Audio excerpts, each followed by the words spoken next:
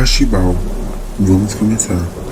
Há uma antiga lenda na parte oriental da Rússia, cruzando os montes Urais na região da Sibéria, sobre um espírito que vive em pântanos chamado Anticibal, não sei se é assim que se fala, ou Archibald.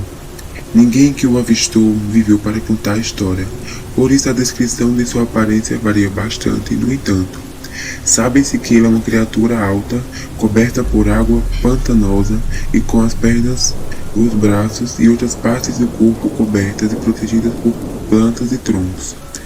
Apesar de Articibal não caçar pessoas deliberadamente, caso alguém se depare com ele, ele tentará matar o invasor.